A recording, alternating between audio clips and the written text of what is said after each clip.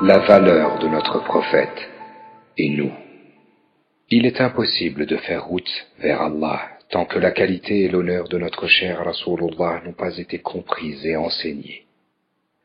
En effet, le Tout-Puissant nous donne particulièrement dans le Coran l'une des valeurs qu'il a octroyées à notre prophète, qu'Allah le bénisse et lui accorde la paix.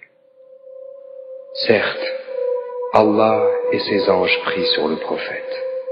Ô vous qui croyez, priez sur lui et adressez-lui vos salutations. Coran, sourate 33, verset 56. Allah prie également pour notre cher prophète, qu'Allah le bénisse et lui accorde la paix. Lui-même en personne et ses anges prient pour cet être vivant sublime. La véritable situation n'est pas compréhensible pour notre cœur et notre conscience. Comment le Tout-Puissant peut-il prier pour l'une de ces créatures qu'il a conçues? Il y a quelques explications à ce sujet, mais en réalité c'est un secret divin. Cependant, il est évident que le Tout-Puissant avait une conversation exceptionnelle et scrupuleuse avec notre cher prophète, qu'Allah le bénisse et lui accorde la paix.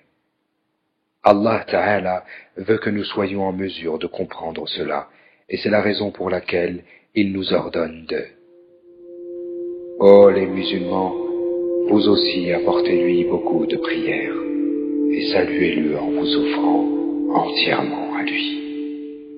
Par contre, cette prière et ce salut ne devront être exprimés qu'avec notre propre bouche.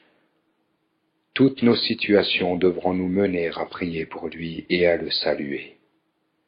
Tous nos comportements dans notre vie familiale et professionnelle, ainsi que nos opérations avec les hommes devront être de qualité pour prier et saluer notre cher prophète, qu'Allah le bénisse et lui accorde la paix.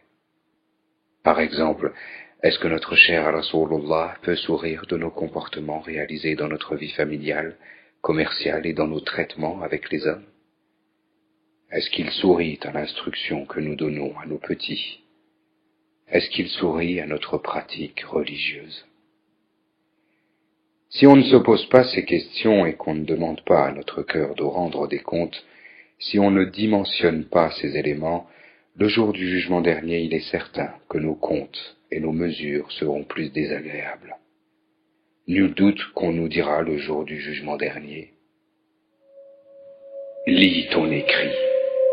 Aujourd'hui, tu te suffis d'être ton propre comptable.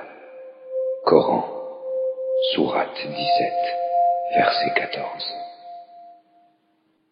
Alors nous verrons le livre de nos actions avec tous ses secrets et ses côtés cachés.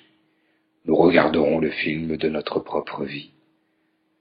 Comment avons-nous accompli nos prières? Comment avons-nous accompli nos jeûnes? Avons-nous réalisé nos actes d'adoration juste comme ça? Ou bien avons-nous accompli notre obéissance avec notre esprit et notre cœur? Qu'avons-nous fait en contrepartie des innombrables bienfaits d'Allah lorsque nous étions sur terre? Combien avons-nous alimenté l'esprit, le mental, l'intelligence, l'argent, les biens qui nous ont été octroyés? Combien en avons-nous dépensé? Dans quelle mesure avons-nous aimé Allah et notre cher prophète, qu'Allah le bénisse et lui accorde la paix? Et dans quelle mesure avons-nous pu couvrir de la morale d'Allah et de son messager?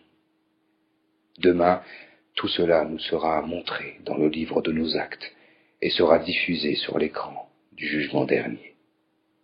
Il est dit dans ce merveilleux verset du Coran: alors, quand ils y seront, leur oui, leurs yeux et leur peau témoigneront contre eux de ce qu'ils œuvraient. Coran, sourate 41, verset 20.